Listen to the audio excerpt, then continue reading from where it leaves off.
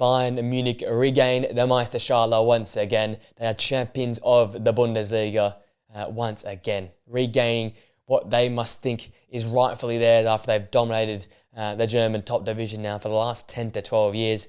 A slip-up last season, but a return to glory, a revenge season for them this year as they now officially can be announced the Bundesliga champions after almost quite rightly Leverkusen dropped more points to hand this Bayern Munich side the title. A funny old season for Bayern Munich, I'd say. Always feels like they haven't quite got into gear. They've had great games, some good comebacks, some late winners, but they've never really felt like they've hit tip-top gear. I think that'll be a positive going into next season for Vincent Company and this Bayern Munich side. Again, a lot of injuries, a lot of rotation, and despite all that being said, they have dominated the Bundesliga this season. 23 wins, 7 draws, and 2 losses, on track for around 82 points, I believe, and the 2 losses only coming to Mainz and Bochum, so not losing to Leverkusen this season. They didn't lose to Borussia Dortmund either.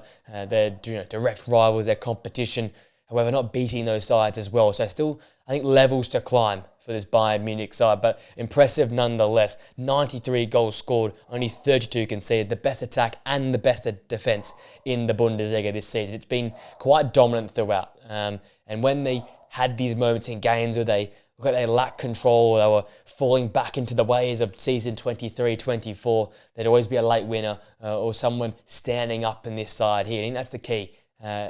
I mocked it, many people mocked it. I think it's now public knowledge. Vincent Company was the 4th or 5th option for Bayern Munich in their search for a manager after Thomas Tuchel was sacked. But he's refound a hunger, a belief in these players, a willingness to go and win and regain what Bayern Munich fans and the club would think is rightfully theirs, which is the Meisterschale. Like, they went last season, you look at this side, it looked like it lacked hunger, it looked like it lacked that belief, it looked like they expected to win the title, and they just slipped further and further away. And big games, they were never engaged, they were never ready to battle. I remember saying Leverkusen in that game versus Bayern Munich just over a year ago wanted it more than Bayern Munich. They were simply better in terms of their intensity and effort. Can't be said this season.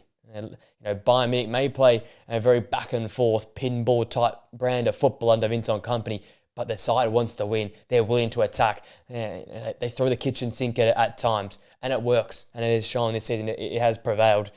And I think the prime example of that is on the weekend in their 3-3 draw. Xavi Simons and Klosterman score in the first 45 minutes. They're 2-0 at half-time. It looked like Bayern were all out at sea. Mini bottle, I guess you could say, for this side that just can't quite get over the line. But what do? They come out second half and they put the foot to the throttle. Elise scoring after he set up Eric Dyer. So Dyer, then Elise in a space of 30 seconds to make it 2-2 just after the hour mark. And then right at the end, Joshua Kimmich, a little flick out to the flank. Leroy Sané, who's embraced this role as a starter across the last 8 to 9 games, smashed the ball home to make that massive turnaround to go ahead 3-2. Obviously, in the end, a superb goal from Paulsen at the end to make the game 3-3. But it was the fighting spirit of that Bayern side to come back from 2 goals down, and the football they played in the second half, relentless, pressing hard the pitch, possession. They were cool, they were calm, they were composed. They kept the energy, the intensity up, and they penned a Leipzig side in that was just overwhelmed by the quality of Bayern Munich. And you look at this side, there has been some fantastic signings. The signing of Michael Olise, I don't want to blow my own trumpet, but I made a video at the start of the season saying Michael Olise is the saviour for Bayern Munich. He would be the player to get them over the line, to help Vincent Company in his first major role at a big club. And I think I've been proved right. I'll get into some of the key players in the title run, but Michael Olise, if you want to compare last season to this season, a 26-point turnaround from trailing Leverkusen by 18 points coming into last season to now being ahead of them by 8. That 26-point turnaround, there's one key signing there, Michael Olise, and his stats are ridiculous. His contribution to making Musiala and Harry Kane around him better. The start of the season he had coming off the bench, he's had one hell of a year. So that signing's been fantastic. João Palhinha hasn't quite worked out. Aito, neither really, due to injuries and just not being able to find a spot or some form for him to enter the starting 11. But another signing of note was Eric Dyer on a free.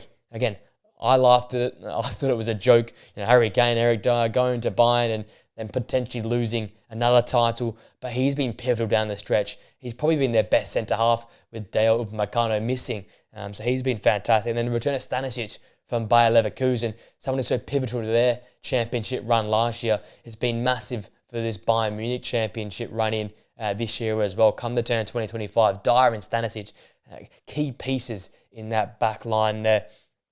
I will get on now to some of the key players along the journey. Joshua Kimmich, as always, Mr. Consistent, the cog, the heartbeat of this Bayern Munich side, the captain now for the next 5 to 6 years, you'd think, after he re-signed that deal. 31 appearances, 2 goals and 6 assists. But it's the intangibles, the 1.5 tackles per game, the 5.8 ball recoveries, winning over 65% of his duels in a game, the leadership. And for me as well, the big thing about Joshua Kimmich this season is his partnership alongside Leon Goretzka, who looked like he was a man lost at Bayern Munich last season. Really poor, some of the worst football I've seen from the German international. But this year, alongside Joshua Kimmich, the way they've worked so well together, feeding off each other, that real double pivot type feel where Kimmich can drop in, Goretzka can drop in. They're versatile. They win the ball back. They pen oppositions in their own half because the ability to win the football up the pitch.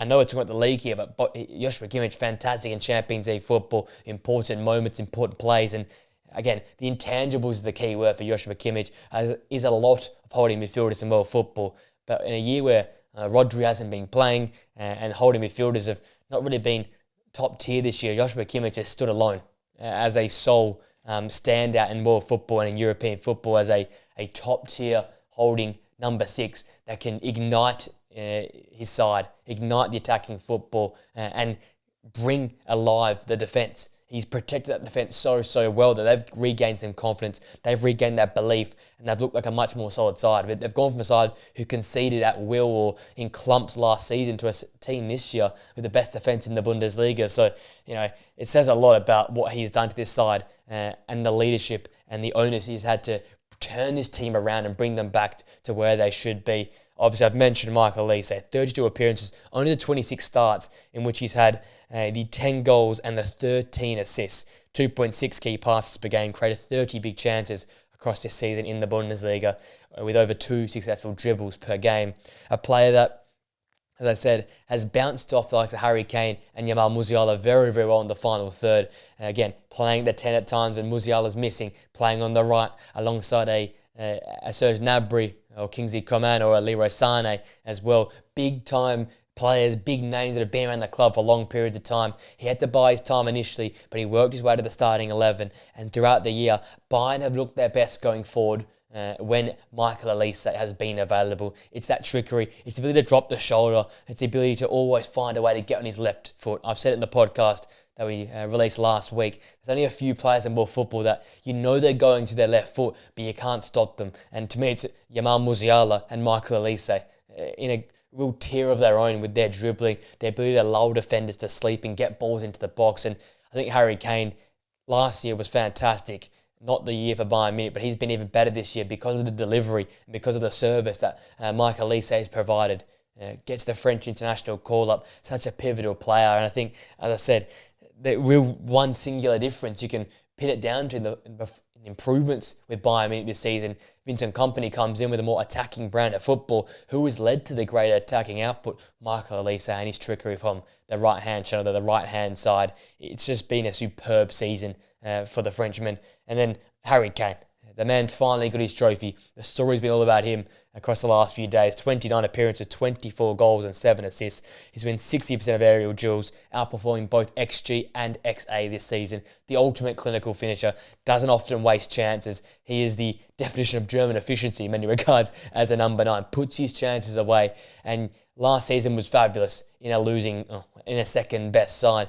This year in a winning side, in a side that's going to get a trophy. He has been so central, so pivotal to that, and really has given off that leadership vibe, that commanding presence on the pitch, which Bayern lacked last season. It was a fresh face last year trying to find his feet in the league, and find his feet he did in terms of finding the back of the net, but this year he's taken on that leadership role, commanding in the final third, demanding in the final third, with young players like Olise and Musiala in and around him. He's been the lead in the final third. Take the the mantle and say, I'm going to lead this side. He's had a great connection with the fans. The fans love him. He's performing. And 60 goals in 60 Bundesliga games was the stat. It's just ridiculous the way he's taken this league, the way he's dominated this league. Once again, another fantastic season for Harry Kane. He basically has a goal per every game he's appeared in. And then Jamal Musiala, missing across the last few weeks due to an injury and missed due to an injury in the mid-season as well. But whenever he's played, he's made a difference. 25 appearances with 12 goals and 2 assists, the 1.6 key passes per game, 1.4 tackles per game as well. But the big stat for me, one of the best dribblers in world football with 3 successful dribbles per game, winning over 56% of his duels. As someone that, when he gets on the ball, is so tricky, is so hard to dispossess, and is so dangerous in that final third. Again, working with Michael Olise and Harry Kane, when all three were fit and firing going into November time, it was one of the most dangerous front lines in world football. Yeah. Let alone the Bundesliga. They made backlines terrorised in the league. And I remember match day 5, 6 or 6, 7, around the early point of the season, back-to-back dominant games for Bayern Munich, put 6 past Werder Bremen, 5 past Holstein Kiel, and that was a sign of their season to come. Attacking football, freedom from Olise, freedom for Harry Kane to go and put the ball in the back of the net, dominance from Jamal Musiala, and the three of them have just been superb with Kimmich in behind. And then a big shout out to Dale Upamecano, who has lifted this season. A lot of critics on him, known for making a lot of mistakes, but this year has been that core, that rock at the back that has been central to Bayern being such an improved defensive side this season in the Bundesliga. And again, that sort of leads me on to one of my final points where I'm talking about how good they have been defensively. The eye test doesn't say that. You know, they often look like they're a bit vulnerable. They can get at and be got at in transition. But it's this free-flowing football that, yes, it allows it to go both ways. But Bayern looks so much better going forward. They look so much more interconnected, so much more dangerous. They have these late, winners. They have these comebacks that we saw on the weekend versus Leipzig. Because of this belief, because of this restored confidence in the final third, it's an attractive style of football once again. It became very dark, very dull under Thomas Tuchel last season. A real just grind of a performance from Bayern Munich on most occasions. Again, fear. I think is a key word of them last season. They were fearful of mistakes, fearful of what would happen.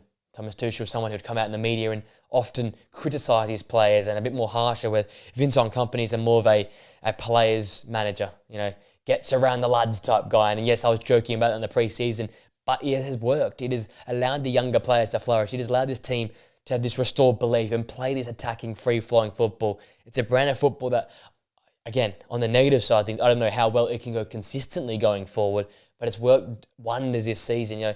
Fall short just to a fantastic Inter Milan side in the quarterfinal of the Champions League, and there's a bit made about that, not making the final with you hosting the final. But I think this season was all about them refining that groove, that real confidence and vibe around the football club, and that dominance, and a little bit of that good ego, that belief that we're going to walk out on the pitch every single week and we know we can beat you because of how we play our football. And that was relentless attacking football, freedom in the final third, commitment to going and playing and showing what you can do on the pitch. Again, very similar to how Burnley came up in the Championship. Vincent Company reinforced belief in his players, confidence in his players. He would take the criticism when the side would lose or underperform, but he'd be so quick to promote his players, to give them belief, to prop them up on a pedestal and say it was because of him and him and him. And you've seen it. The whole group has lifted this season. I've obviously talked about Dale Upamecano, Eric Dyer proving pivotal towards the back end of the season. Their defensive solidity has been much better. 32 goals conceded in the Bundesliga this season is much improved. As I said, the eye test doesn't feel that way, but they have been this season a team that's been able to get results. I think get results is also a key term as well. Again, I said at the top of the video, I think we've only seen Bayern at probably 65% this season. I don't think we've seen them anywhere near their best. Game to game, didn't feel consistent, especially come sort of December going into January. Didn't feel like they were playing their best football. But I guess part and parcel with Leverkusen always dropping points when Bayern would drop points, they had that gap from the start and never really lost it. And I think also credit to Company and his side, they never lifted their foot off the accelerator too much. They dropped 2 or 3 games in a row, or they put together 4 bad performances. It'd always be maybe a poor performance and getting a win. backing up with a fantastic performance and a win, or it was a poor performance and a draw, but they'd back it up with a much improved performance and a victory the next time around. It'd never be a spiral of poor performances. The Champions League had a little bit of a mare to start the tournament, but fixed it up and got that roll on and made it deep to the quarterfinals where they met a fantastic Inter Milan side. So I think all in all, props has to be given to Vincent Company. A 26-point turnaround. Trailed last year by 18 points to Leverkusen, now lead them by 8 points. And I feel like, to really summarise, I guess, the final point, the positives here, he's refound that inner burn, that belief, that drive in this Bayern Munich side. A drive and a confidence and a burn and a commitment to compete that I don't think was anywhere near it at Bayern last season. They've refound that. It's about them keeping that going forward. A lot of Bayern managers in recent times haven't lasted more than 2 seasons. Can Vincent Company topple that stat? Can he get them back on track again last season? Because this year was all about just winning the Bundesliga, regaining their title. Next year's about how can you attack all competitions? How can you be competitive against every side? Can we see them go and beat Leverkusen, go beat Borussia Dortmund, do the double over Frankfurt? That's the next step that has to be made by this Bayern Munich side, because I guess finishing up on a little bit of a negative, as well as they've played, Leverkusen have been really, really poor this season, inconsistent, dropping way too many points, far from their best attacking football. And we know the Bundesliga is all about attacking football, counter-attacking, counter-pressing, speed of ball play, and speed of attacking football. Leverkusen have struggled with that. Bayern have excelled. I expect Leverkusen to bounce back next season. It might be without Xabi Alonso, but with the players they've got and the players they should have, they'll be able to come back and compete with Bayern Munich. I want to see how Bayern do when it's toe-to-toe throughout the whole season. And again, I think there can be a lot of turnover in this Bayern side. Obviously, we know Eric Dier's leaving. I expect Kim Min-jae to leave as well. Does Aito have a future there? Sasha Bowe. These are the players that have been injured and not really involved in the starting 11.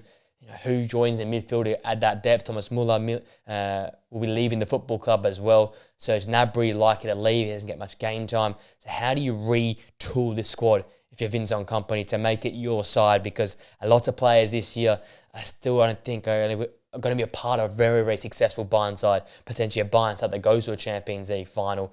I think a lot of these players will be players that will not be there. I think you can bank on Michael Olise, Jamal Musiala, Joshua Kimmich to be there. Dale Upamecano to be there. But outside of that, there's a lot of players that are expendable, a lot of players that can be replaced that in this Bayern side to progress them forward and to get them to be the dominant Bayern that we saw, from the early 2010s to now. Dominate the league, win it year in, year out, dominate it, win it by 10 points plus. Can we get them back to that next season? But all in all, a fantastic year, dominant, deserved, and back where they really rightly belong, Bayern Munich this season. Again, it's all about Vincent Company. Doubted him at the start of the season. I think I had him second or third in the Bundesliga. We know what Dortmund did in the summer with so much money they spent. We know Leverkusen came off the Invincibles. But Bayern, not really against all odds, but against, I guess, the belief of the world, social media world. With the manager they signed, with a lack of real massive signings, they made it count and they got it done. But as is football, you always look to the next now. How can you go again next season? How do you make this side even better? But all in all, congratulations to Bayern Munich. A very successful season 24-25, dominant in the Bundesliga. And the Meisterschale is headed back to Munich and back to the Allianz Arena.